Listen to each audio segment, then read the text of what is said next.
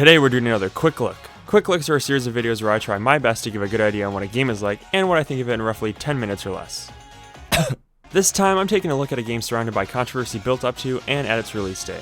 From sketchy looking trees to animal border control. Now with all the DLC and updates released and Pokemon Company's 25th anniversary right around the corner, let's take a quick look at Pokemon Company's first mainline series game on a console with Pokemon Sword and Shield: The Complete Journey. Since I already had my fill in the adventure when it first came out, and subsequently played the DLC as soon as it was released on the Sword version, I'll be starting fresh from scratch with Pokemon Shield, with the base character Gloria as an appreciation run of sorts. Now, let's jump right in.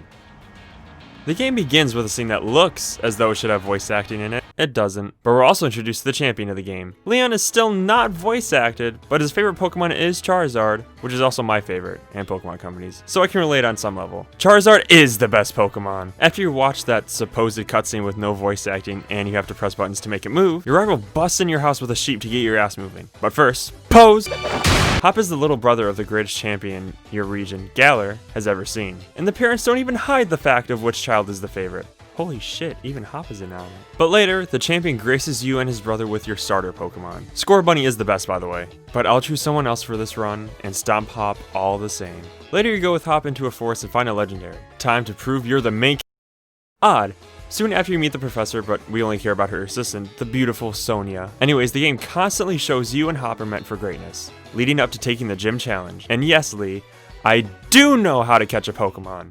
Now it's time for the next part of the giant tutorial. You're introduced to this game's gimmick, Dynamax Pokemon, and hopefully more to come in the future, the wild area. So after you take in the beauty and the PS1 trees, and use the free roam camera and explore.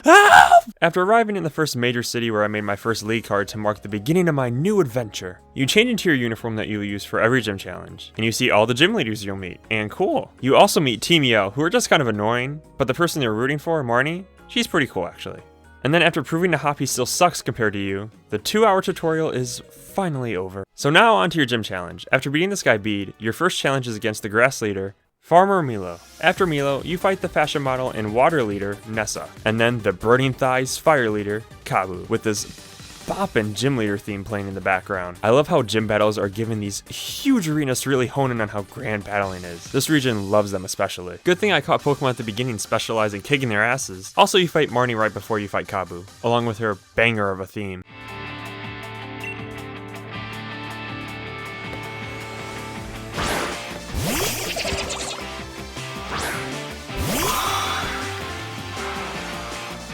The beginning of the game is over. The first 3 leaders see you off, and Bede crushes Hop's spirits in battle.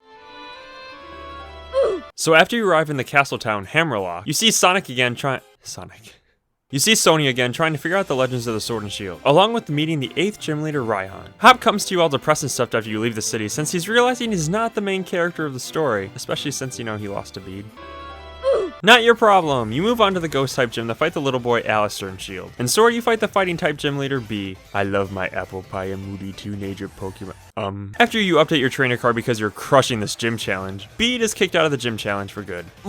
You beat the old lady fairy leader, Opal, next. After she takes you back to Hammerlock to get a move on faster, Opal takes Bede under her wing to be the next fairy-type gym leader. Neat. And then after realizing Team Yell is right and Marnie is pretty awesome, I catch your favorite Pokemon, Morpeko, after 30 minutes of searching. You beat the 6th gym leader Melanie, who is actually my first real challenge.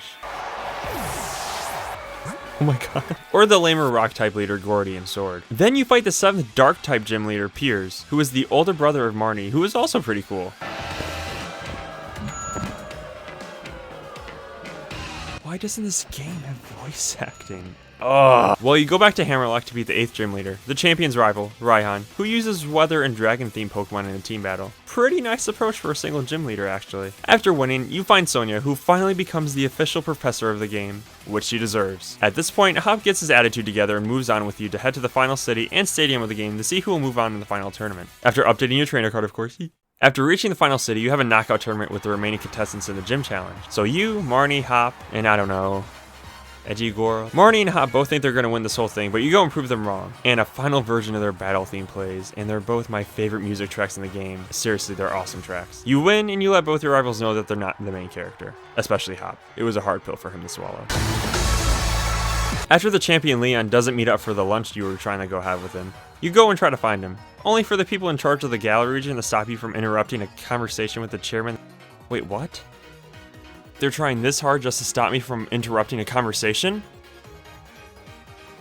Wait, what? Well, Piers and Marnie help you out, so that's neat. On to the final tournament where the gym leaders fight you without holding back their levels to get a chance against the champ. But before you fight Leon, the honorable chairman unleashes a terrifying Pokemon to give their region unlimited energy, which obviously sounds like a great idea. You and Hop go to the forest to find a rusty sword and shield, and then head to where Leon is to fight the legendary monster. But before that, you fight the chairman that has this unexpected Dark Souls theme play with him.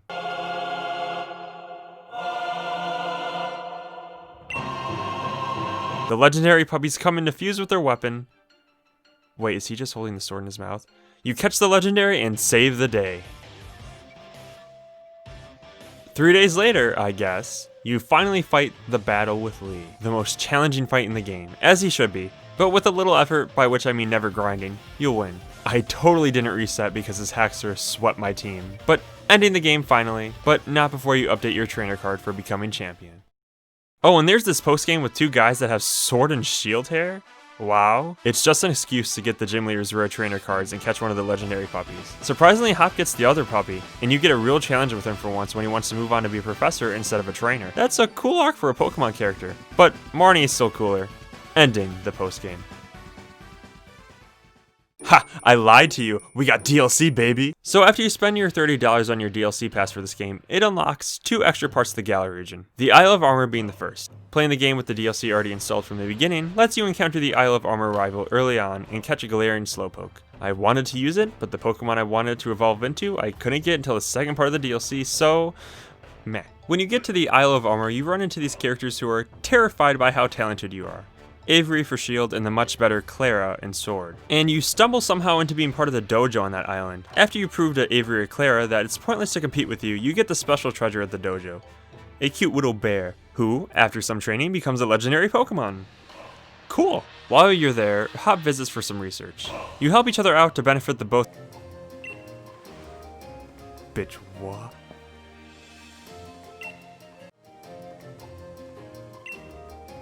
Bitch, what? After you find a way to Gigantamax your Urshifu, you do a legitimately challenging fight against the Master Mustard. Looks like someone used to be the champion. Ending the Isle of Armor DLC, after you update your trainer card.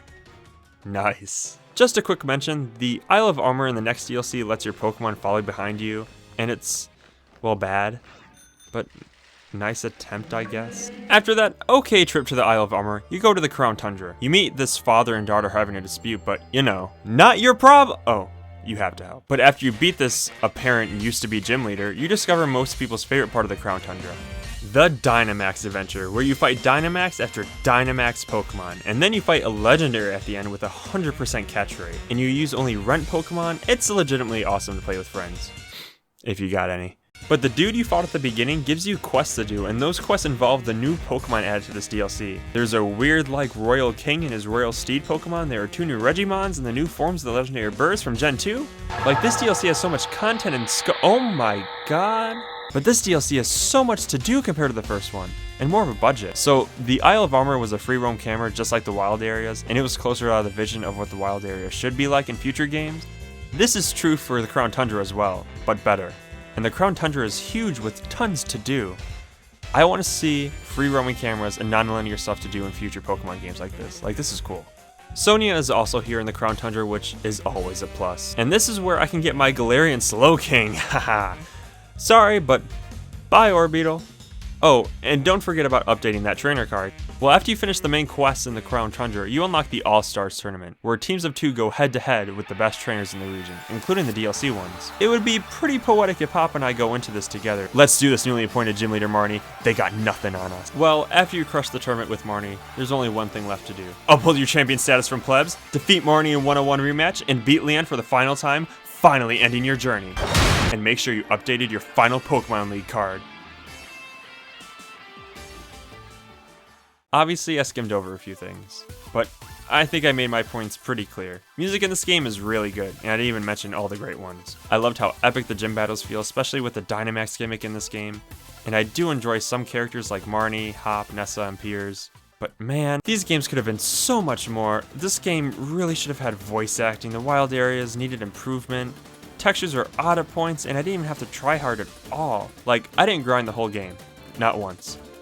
But the Crown Tundra is a huge step in the right direction at least. Don't even turn the internet mode on in the wild areas or the DLC areas, because your game will just go at like 5 frames per second and it's miserable. I mean, look at this.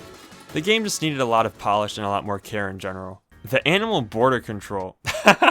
Not all Pokemon being there, it's okay. I wish all of them were there, but that kind of topic varies from person to person, so take it as you will. I wish the Pokemon faded in like Xenoblade Chronicles monsters do, rather than literally popping into existence. But it's not a bad game, but it could be so much better. Sword is the best version, by the way. It has B and Clara, and that's it. And Surfetched. Also, I hate this.